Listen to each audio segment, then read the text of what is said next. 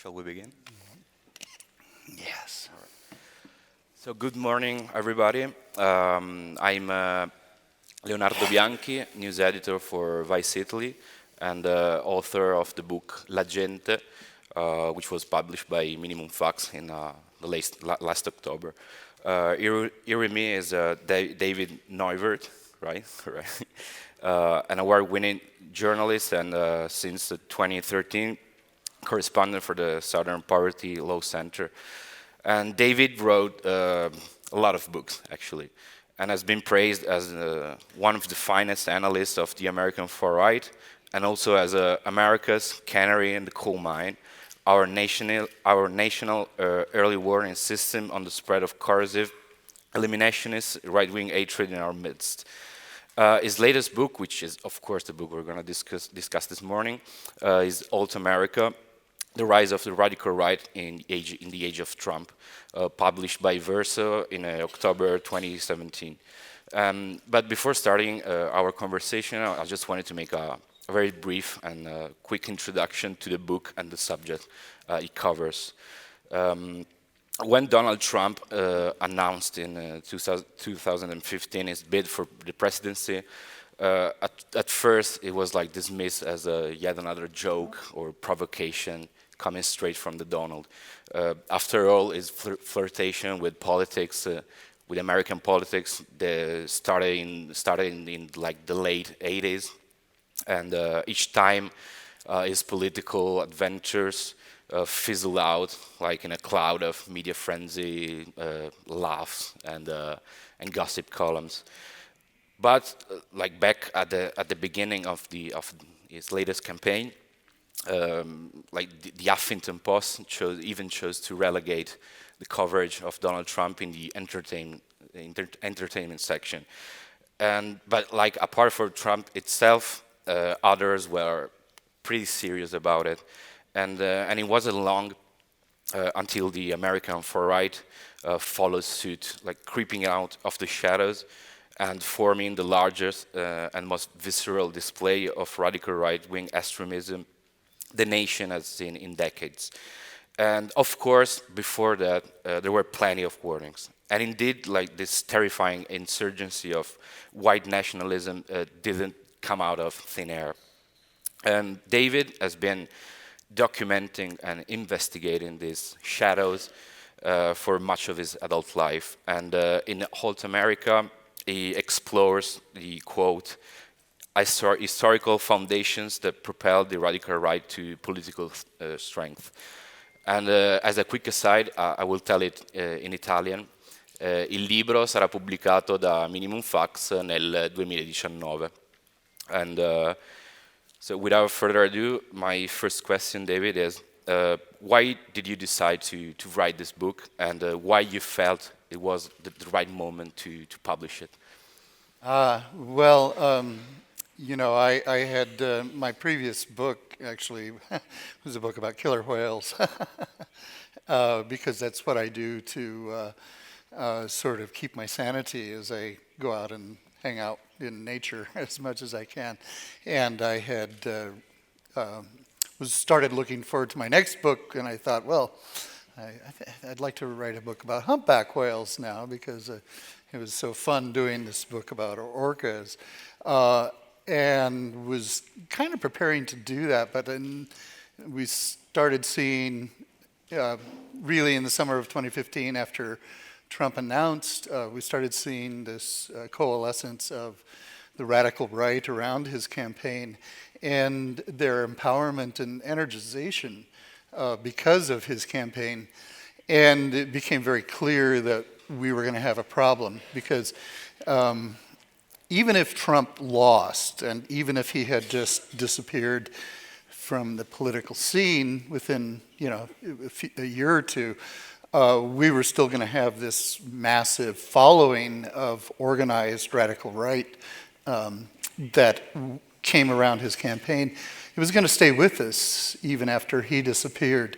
So I started organizing the book really in the fall of 2015, in spring of 2016, I began working on a project for Mother Jones magazine detailing Trump's many multifarious connections to the radical right and vice versa. That story came out eventually in October of 2016 in Mother Jones. But that was, and much of the material that we used in that story wound up in this book as well. But it just became very clear that we were going to have a real problem in the United States, at least, because he empowered them, and in many ways he gave them permission to act out.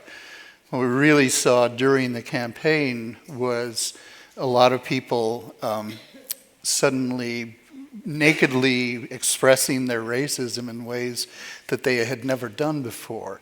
And a lot of this had to do with the sort of sense of permission that Trump's campaign gave them. And of course, it really took off after he was elected. Second question. What do you mean by altAmerica? What are its main features? Yeah. Well, I sort of concocted the phrase as a way of explaining something I had observed about the radical right for many years, that they create an epistemological bubble for themselves, a kind of alternative universe where comprised of conspiracy theories, bizarre constitutional theories, and nowadays, of course, fake news. And those things were, those things create this alternative universe in which the radical right actually sort of dwells, and it's parallel to our own universe, but it's full of, nefarious conspiracies and fake facts and falsehoods, but it congeals enough that people are able to actually use that as their way of knowing the world, and it's profoundly dysfunctional. I wanted to go back to the 90s, because in your book they are pretty present. And why are these years so crucial in the consolidation of this altAmerica, this alternative universe? Well, that was certainly where I first observed this alternative universe. It was in the 1990s I began writing about the militia movement, patriot militia movement, they call themselves, in the United States. And that was where I really first saw this sort of alternative universe forming. And it began organizing somewhat in response to the Clinton presidency. Bill Clinton was the nefarious center of many of their conspiracies, especially regarding the so-called New World Order and various other conspiracies that these folks believed in. And Black helicopters. Black helicopters, FEMA concentration camps, all the various beliefs. They basically believed that Clinton and the liberals were planning to round conservatives up and put them in concentration camps, and that the gun control that Clinton had passed in 1994 was just the first step towards that end. So, and it's important to note that, for example, Alex Jones, who is probably the premier progenitor of these conspiracy theories in the United States and possibly the world, got his start in 1994, 95 in Texas, promoting these conspiracy theories on the air. He was one of the first to sort of run with the FEMA concentration camps and broadcast it, to, at the time, hundreds of thousands of listeners, and now he has millions. It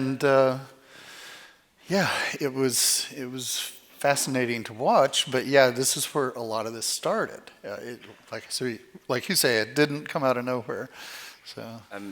I want to stick to Alex Jones and conspiracism as a whole, because another, in my opinion, turning point in this consolidation of the altAmerica, there's without a doubt 9/11. And as we know, the attacks gave birth to a whole host of conspiracy theories and even a dedicated truth movement. And do you think that the attacks gave conspiracism a like unprecedented nationwide platform? Yes. Partly because, keep in mind, originally a lot of the folks who subscribed to 9/11 conspiracy theories, the 9/11 truther movement, were also from the far left. People who hated the Bush administration and were suspicious of the Bush administration's role in the 9/11 attacks. But it's also important to understand that because it was Bush who was the sort of center of that conspiracy theory, that mainstream conservatives never really kind of stayed away from the Alex Jones world of conspiracism through most of the Bush years. In fact, they openly attacked them. Yet because of that, nonetheless, Jones developed a massive audience through promoting 9/11 truther theories. And so we had this kind of, there was, even though they stayed away from the conspiracism, there was simultaneously with the Bush administration a real rise in authoritarianism on the mainstream right, directed towards liberals and anyone who dared to criticize the Bush administration and its conduct of the Iraq War. So, and this authoritarianism was mostly of the nature of the sort where, well, if you criticize the war, if you criticize the president, you're a traitor type thinking. And that continued to grow too. So we had these sort of two parallel trends, the growing all during the Bush years that really didn't come together until 2008 and 2009 with the campaign and ultimately the presidency of Barack Obama. And that's another question Sure. I wanted to make about the birther movement, because as you just said, the 9/11 conspiracy theories basically drove a wedge between the not alt-right, but like the far right and the mainstream conservatism. Right. But that wasn't the case in the birther movement, right? Correct. That was when we started seeing those two worlds congealing. A lot of it had to do with the Tea Party movement. The Tea Party, the birther conspiracies definitely came out of the far right very early on in Obama's campaign. And yet there were also a lot of other conspiracy theories that sort of cropped up around Obama, the idea that he was part of this New World Order conspiracy to enslave mankind. And, the Tea Party movement initially started out, as a reaction just against Obama's presidency in general, but it very quickly, within about 8 months or so, became overwhelmed by this flood of people from the radical right who really transformed the Tea Party from being supposedly about, balancing the budget or whatever that they were on about, into a very conspiracist worldview. I have very much burned into my memory going to a Tea Party gathering in western Montana in 2010 that was, held in a small town of Hamilton, Montana.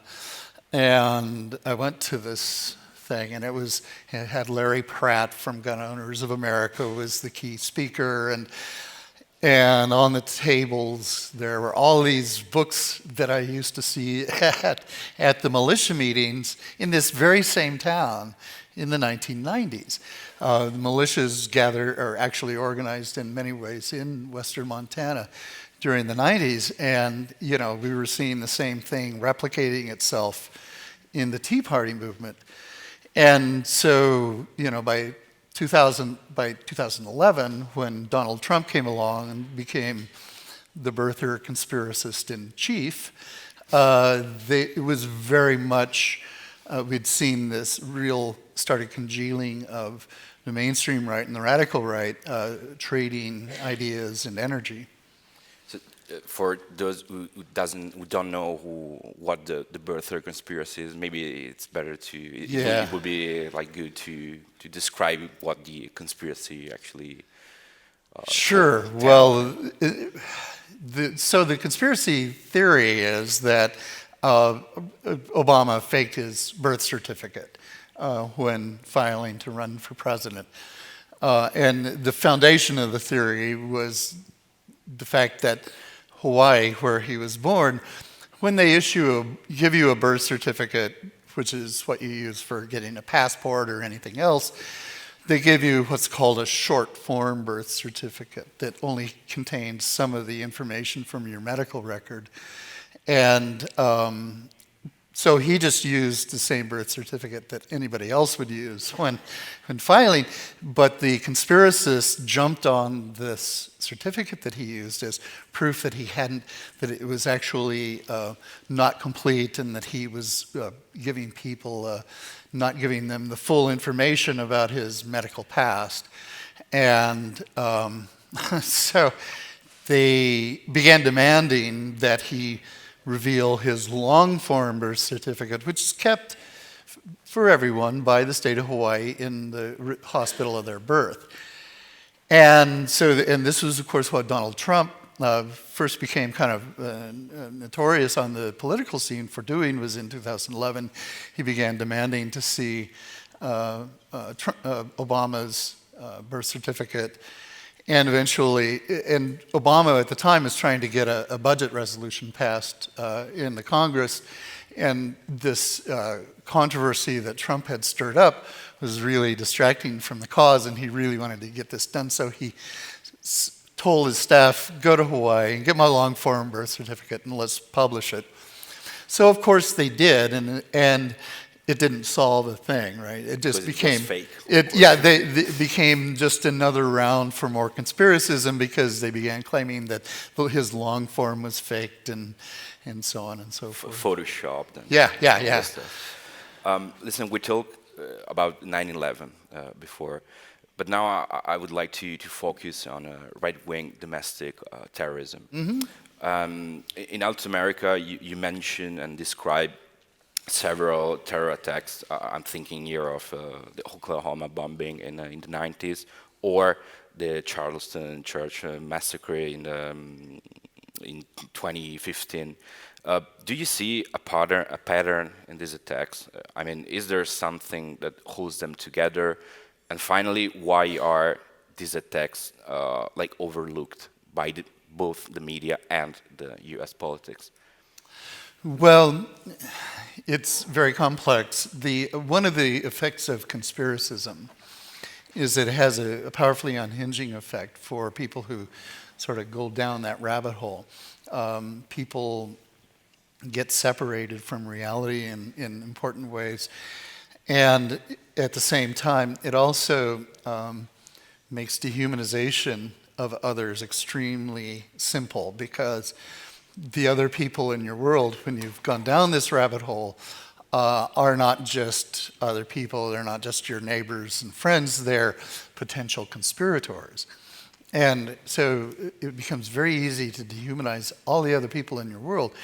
And that sort of psychological response is very much part of an authoritarian style, but more importantly, for people who are unstable, like Timothy McVeigh or Dylan Roof or any number of other domestic terrorists who I've covered, it makes it very easy to see their victims as, righteous objects of their fury.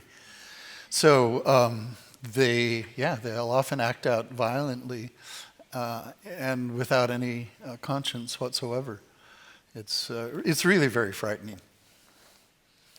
And we mentioned the Tea Party before, and I think that one of the main theses of your book is that like the political fringes have successfully moved to the mainstream center. And I wanted to know, in your opinion, how important and crucial Donald Trump has been for these, as you put in your book, dark forces. Well, it's been absolutely essential. As I said, they've got kind of a symbiotic relationship where each energizes the other. And it was kind of interesting, of course I was tracking Trump because I could see that he was, indulging in right-wing conspiracism. Yet it was very interesting because I also monitored these people on the radical right. They didn't actually get onto the Trump bandwagon until about a month after he announced his candidacy in June of 2015, and it wasn't until August that he released this immigration plan that was basically a plan to deport all 12 million undocumented immigrants in the United States. That was the trigger event that brought all of these people from the radical right on board onto his program, onto his candidacy, and it was just a flood. We saw, Kevin McDonald, Richard Spencer, all of these people who are figures in the alt-right, which had been growing for the previous couple of years, suddenly jumping onto the Trump bandwagon, and by the late fall of 2015 and early 2016, they were very clearly energizing each other.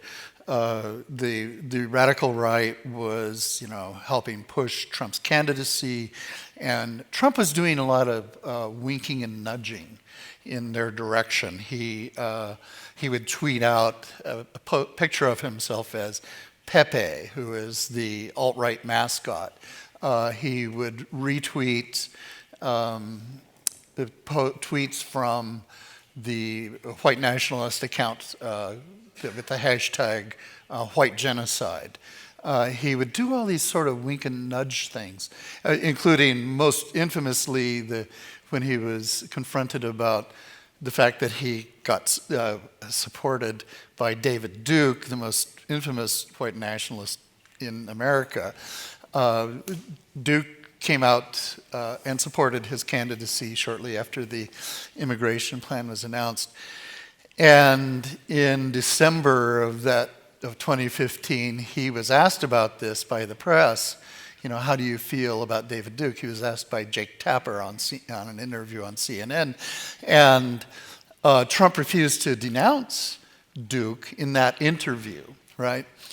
And a huge uproar erupted for about 2 days over his refusal to denounce David Duke. And then, of course, he did what really became the pattern with Trump. He would do this sort of two-step tango where he would make a feint in their direction and then step away from them. Oh, he denounced David Duke. Oh, I have nothing to do with David Duke. He came out with a statement 2 days later.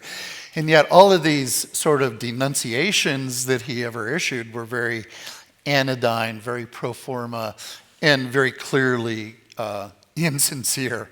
And that formed the pattern that we saw all throughout the campaign. So. We just spoke about we mentioned the alt-right, and which has been a very hot topic in the last election. And now there have been so many attempts in defining what the alt-right actually is, like an internet troll army that use their meme magic to get Trump elected, or a white supremacist white nationalist movement, or even like neo-Nazis in disguise, basically, disguising their true nature under a more like respectable banner. I wanted to know, like, how would you define the alt-right? Well, they're definitely white nationalists. I mean, in a lot of ways, the ideology of the alt-right is not fundamentally different than what we saw in the Klan in the 1920s. Very white nationalist, very misogynist, traditionalist, they call themselves. But they are not your grandfather's Klan. They are geared for the 21st century. And it was kind of funny. Most of the 30 years that I've spent researching the radical right has been, in many ways, kind of a waiting game. We were waiting for, because it was the leaders of the old radical right were all these old guys that we were just kind of waiting for them to pass on, and hopefully the ideology would fade. And they were very backward looking. The old radical right was well, we need to return to the 1920s sort of ideology, and so they had they were very much on the fringe because they didn't engage young people at all. They really kind of were mostly a very elderly oriented movement, and then when the alt-right came along, that completely flipped on its head, because it is, first of all, primarily an online movement. It certainly has its origins online, and it uses social media very adeptly in ways that we've never seen. It uses humor, which you never saw in the old radical right. It's really ugly humor, it's transgressive humor. It's aimed really primarily at their recruitment base, which is young white males between the ages of 14 and 30. And that's totally a new thing for them. So in terms of their strategy, it's very much a new thing. It's just very old philosophy layered on top of it. Though it's important to note that one of the really important threads, and one of the things that kind of distinguishes the alt-right from the old right, is this powerful misogynist element. And this has to do with its origins because it originated in many ways during the Gamergate controversy, which was this controversy that erupted in about 2012, 2013 in the video gaming world, involving the whole design and architecture of female developers. Yeah, female game developers, feminists wanted to make gaming something more than just first-person shooter games, which, if you know video gaming, that's pretty much all you got, right? Or computer gaming. And so they were, these engineers were suggesting, well, let's try a different strategy. Let's try to maybe create games that are empathetic. And it created this huge uproar among the young white males who comprised the body of the people who loved these first-person shooter games.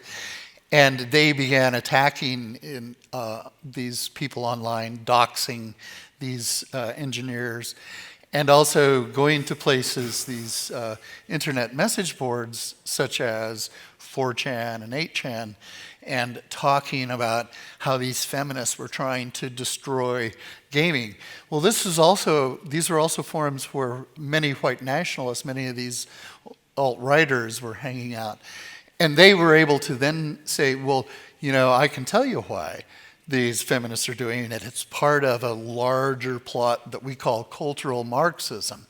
And so they were able to very successfully radicalize all these young men who originally started out just as computer gamers into the world of white nationalism, because cultural Marxism is a conspiracy theory of sorts that the white nationalists concocted to explain multiculturalism. And it's a hoax, but you see it's become so spread into the mainstream right now that you see people like Jordan Peterson, the Canadian pop psychologist, talking about cultural Marxism as though it were a real thing. It's not. It's a hoax. But I have a question that is a little bit specific, but I think it's important. And in Europe, I mean, what's the difference between the alt-right and the alt-light? Because in Europe, it isn't very well known what the alt-light is or how it is defined. But I think it's important. well, the alt-light is. But let's just. Because there's a bit of confusion in the media. Yes, yeah. Well, it's partly because the boundaries aren't really clear among within the alt-right, what comprises the alt-light and the alt-right. The alt-light basically is the people who are attracted to the sort of agenda and arguments of the alt-right, especially regarding their attacks on liberalism and multiculturalism, but don't want to embrace the open neo-Nazism of a large segment of the alt-right that they call themselves the 1488ers, the daily stormer and the really very radical neo-Nazi types. And they're not comfortable with that, but they still want to support the larger agenda. So what they do is, they'll sort of support the ideas, but they won't go all the way with the ideology. Probably the best known component of the alt-light is Breitbart News, which is, as you know, has a place here in Europe as well, and is frequently is now getting more and more behind the European identitarian movement. Listen, after the deadly alt-right rally in Charlottesville in August 2017, Angela Nagel, she's the author of a very good book, actually. Yeah, Kill All Normies. Kill All Normies, yeah. Argued in an essay that the event, the Charlottesville, marked the end of a significant phase of the alt-right. Do you agree with that? I do to some extent, mainly because I've been assigned to go and cover a lot of these. What we saw after Trump's election was the alt-right decided to go from just being online to manifesting itself in the real world. And this mostly took place in the form of these free speech rallies that we had around the nation, particularly on the West Coast. On inauguration night of 2017, January 20th, Milo Yiannopoulos of Breitbart News gave a speech on the University of Washington campus and was confronted by a large contingent of anarchists and socialists who were out to protest them. And it turned into a horrible shit show. I was 15 feet away from a young man who got shot at that event by an alt-righter. And I covered similar events in Berkeley and in Portland. And this was clearly the alt-right attempting to manifest itself on the streets and sort of take their movement to the streets. And that was clearly what they intended to do in Charlottesville as well, with the Unite the Right event that they had around this Confederate monument. But it very much went sideways for them because of all the violence that was broadcast to the rest of the nation, and of course the killing of Heather Heyer by a man who drove a car right into a crowd. So it suddenly changed very much the public's perception of the alt-right, made people realize, oh my God, we have a real problem with these white supremacists that they felt had just come out of thin air, but as you know from reading my book, have actually a long lineage. Speaking of alt-right troubles, you recently wrote a piece on Vice US on the troubles like the alt-right media bubble is facing. Could you elaborate on that? Could you explain to us what the piece was about? Sure. Well, it basically was an attempt to create a sort of map for what the alt-right media ecosystem looks like, and it involves everything from these alt-light elements such as Breitbart News all the way up to the Daily Stormer and Stormfront. These were, and you know, one of the reactions that happened after Charlottesville was that suddenly the companies that were running these social media platforms came under severe criticism for having helped engendered this, and began cutting back on the ability of the alt-right to just freely spread their garbage throughout the internet. And so there has been, you know, all of these alt-right Twitter accounts were cut off. Facebook cut off a lot of the Twitter or their Facebook accounts as well, and more than anything, and more recently, YouTube has been deleting a lot of white nationalist material, as well as even suggesting that Alex Jones's channel, which gets millions of views weekly, was going to be suspended.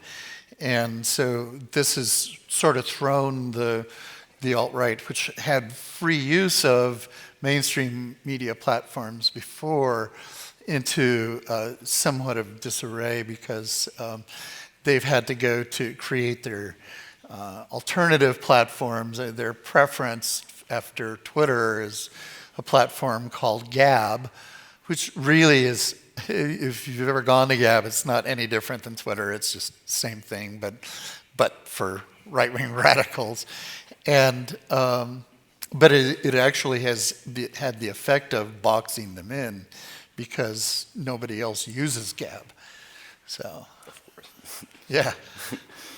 A couple of weeks ago, Richard Spencer, who is, as we know, credited with coining the term alt-right in the first place, basically said that his rallies weren't fun anymore. And of course, this was a direct reference to all the protests and pressure that the Antifa movement mounted against him and his peers. And what I'd like to know from you, do you think that like this anti-fascist activism is actually working? I mean, at least on a street level. Yeah, I would say actually they have. I don't necessarily approve. I've been assaulted by black bloc activists because I carry a camera while covering these events. And I also strongly believe, from having known the history of fascism, I know that they actually feed on left-wing violence, because they like to use left-wing violence as propaganda tool. Certainly the Nazis in the 1920s very much did that. And we sort of saw that happening initially through much of 2017 with the way the mainstream media was covering these free speech events. And that changed after Charlottesville. But yeah, before that, they were very much able to use the violence that these black bloc folks were bringing to these events as proof that, no, the real threat to America is these violent leftists. And even just as recently as a month ago, Peter Thiel, the very right-wing capitalist who founded PayPal, said that, well, the greatest threat we have is these violent leftists. And they still use that talking point. But I think it's lost a lot of its teeth because Americans saw at Charlottesville who really were the violent folks. And let's be clear, these free speech events were really just trolling. They were classic alt-right trolling. They were attempts to deliberately provoke a violent response. And as I've covered them, especially after Charlottesville, it's been very clear that folks on the far left have figured out that they were getting trolled and withheld from engaging in violence. Were just there to protest, and it's been working. My last question is a kind of methodological question, and of course you wrote a lot about the far right. You've covered them for much of your adult life, and I wanted to know what is the best way to cover them. Do you have a set of journalistic rules when you cover them, and if so, if you can share them with us? Well, it's complicated, and the way of this goes back really to my initial exposure to the radical right in the late 1970s, when I was first just a young 20-year-old reporter in northern Idaho, and we had the Aryan nations move in and start organizing just 20 miles south of the little town where I lived. And we made the decision at the paper that I worked at that we weren't going to cover them because they just wanted attention and we weren't going to give it to them, right? Best just to pretend they aren't there and maybe they'll dry up and blow away. Well, within 2 years or so, we were awash in hate crimes because of the influx of these radical right folks. And it culminated in 1984 with the criminal gang, The Order, whom some of you may recall, went on a national rampage. They robbed about 28 banks in armored cars, and they assassinated a radio talk show host in Denver named Alan Berg. They were broken up, finally chased down by the FBI, and the leader of The Order died in a shootout with the FBI on Whidbey Island. And so we clearly understood by that point that that pretending that they weren't there didn't work, and in fact had the opposite effect, that they interpret silence as tacit approval. One of the really important components of the radical right is that they believe themselves to represent the real mainstream America, the real America.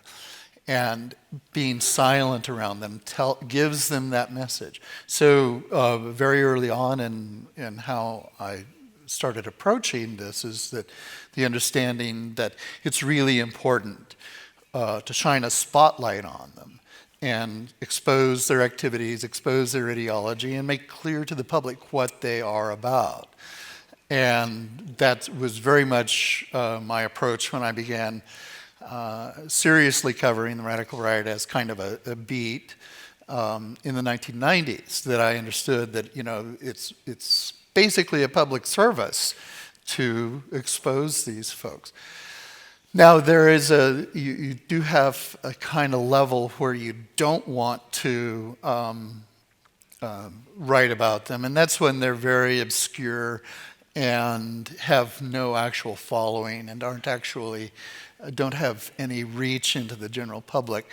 So I don't ever write about radical right extremists when they're very small and have no audience, because I'm just giving them more oxygen, right, and more exposure, which is what they want. We had kind of an interesting incident with that at the SPLC recently, where after the shooting in Parkland, Florida, a guy that we have known for some time runs a very tiny little organization in Florida, a long ways away from Parkland, claimed that the Parkland shooter was part of his militia, and a few people picked up on that and ran with it. It ran in the news for a couple of days until we kind of reported that no, this guy was actually just trying to get more attention. We'd had a lot of experience with this guy. He actually called the SPLC at one point and begged to be listed on their hate group list because he wanted that prestige from it. So, Yeah, it's a very careful balance. You have to understand that discretion is required, but at the same time, pretending they're not there just doesn't work. All right. Do we have some questions from the audience? Oh, come on.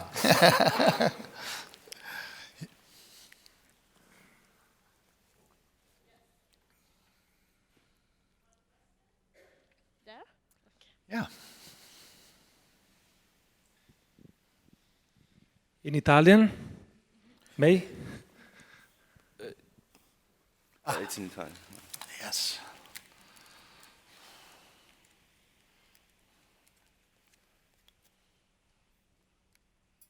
Is that on? No. Ah, yeah. Ok, buongiorno. Stanotte c'è stata la notizia, insomma, di questo attacco che Trump insieme agli inglesi e ai francesi, insomma, alla Siria, che Trump insieme agli inglesi e ai francesi, diciamo, ha sostenuto e ha diciamo, realizzato. Secondo lei che cosa pensa la destra americana di questo attacco e secondo lei come si sta orientando, visto che insomma conosce anche un po' diciamo, il panorama politico americano, come si sta orientando in queste ore in America il popolo americano, ecco, su questa scelta? I didn't hear the translation. Can you sort of translate? He asks you what do the American right think about Donald Trump's decision to bomb Syria? Well, which right. happened like overnight. Sure. Yeah. No. Well, I've been tracking the response overnight. They're very angry with him, supposedly, mostly because, yeah. There you go. They are essentially, as far as I can tell, pro-Assad. Alex Jones came out this morning and said, I'm just 2 inches away from writing Donald Trump off. And there's a lot of anger about him. I predict that it will be very short-lived.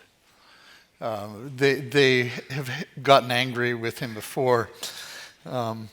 You may actually recall that after Charlottesville, Trump did the sort of two-step dance with the alt-right. He first put out a statement saying something to the effect that there was bad behavior on all sides.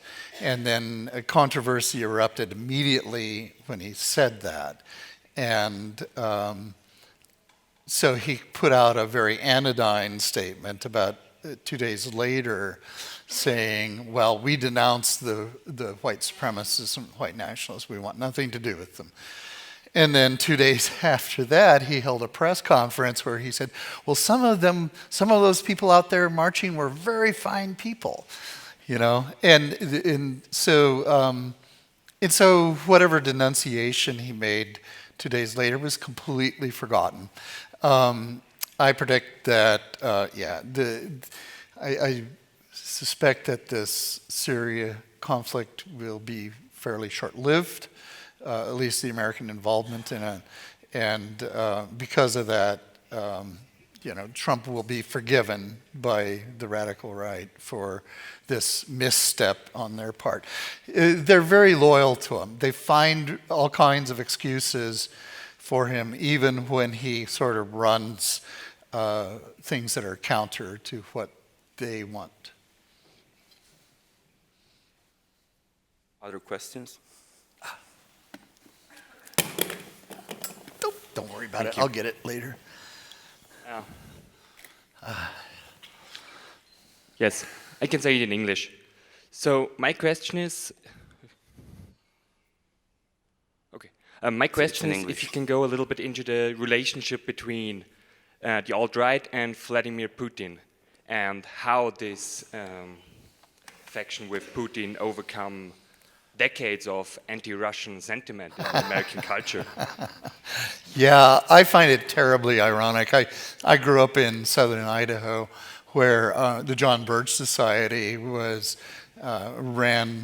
the world, and yeah, it was very common for. I was frequently accused, because I was liberal, of being a communist and Russian when I was growing up. So yeah, I find this incredibly ironic that now the far right is, oh well, there's nothing wrong with Russia. There's nothing wrong with Russia being involved in our election.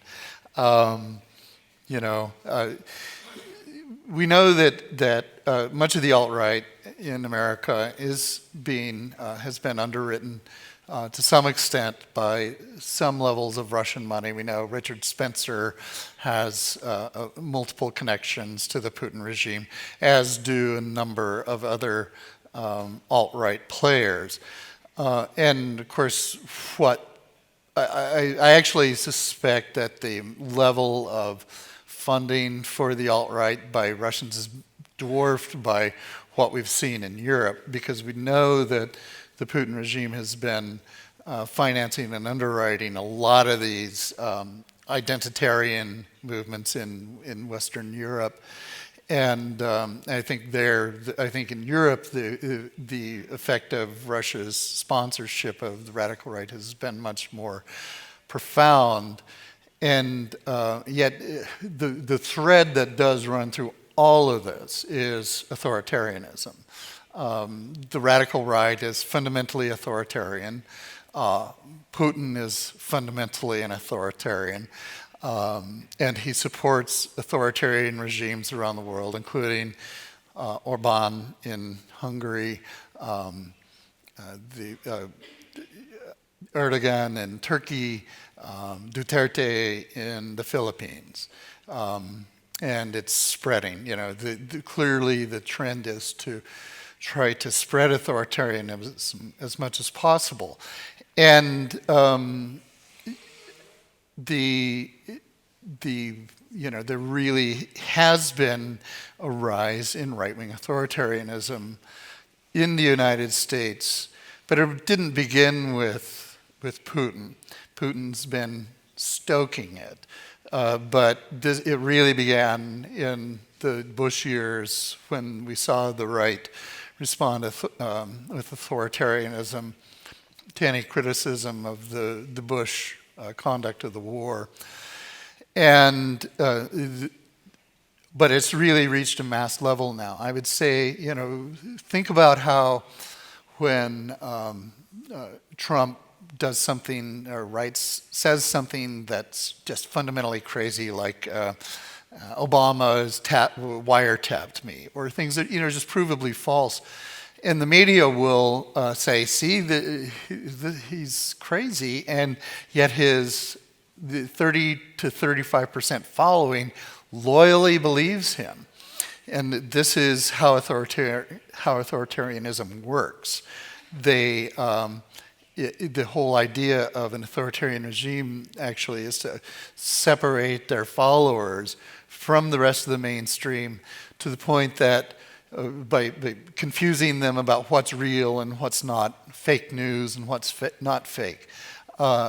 And to the point that people become very confused in the chaos, and out of that chaos, people naturally gravitate towards an authoritarian leader, because he becomes the sort of rock and the source of what is authoritatively true in their world. So, and this is, there's the whole psychology of authoritarianism involved here. We had the last question. Buongiorno. I contenuti del suo intervento si sono mirati molto sulla destra alternativa in America.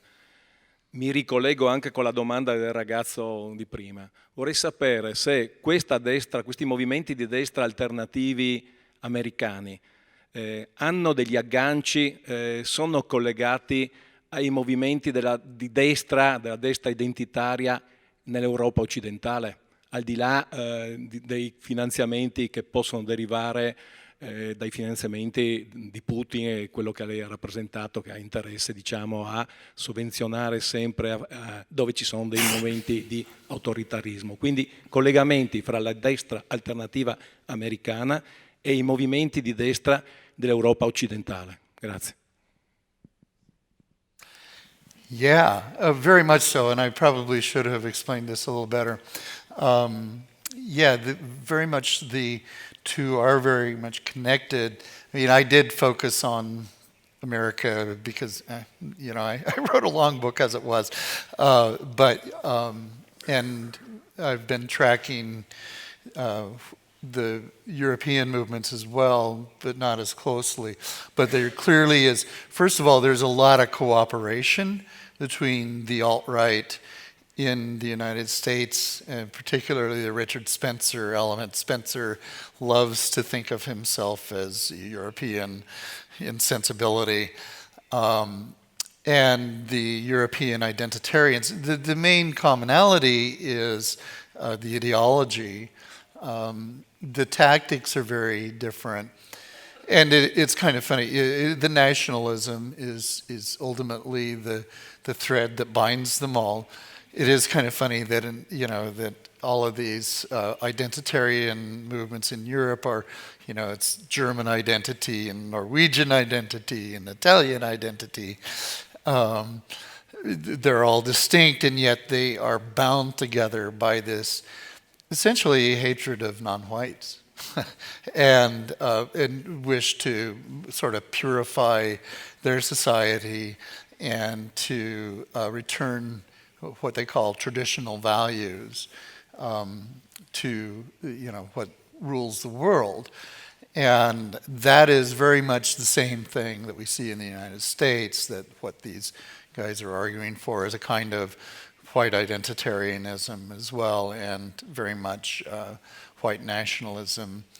Hatred of immigrants is really key to all of this. And so immigration, refugees, all of these are real. Those are the very much sort of cores of their grievances, as well as the fear of terrorism.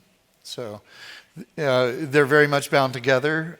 They very much have a co-energizing effect. They bounce off of each other and energize each other. Certainly you can see in Europe the way that the Austrian identitarians have helped foment, the identitarian movement in England as well as in Italy. So we have run out of time, and so thanks, David, and thanks to all of you. Thank you.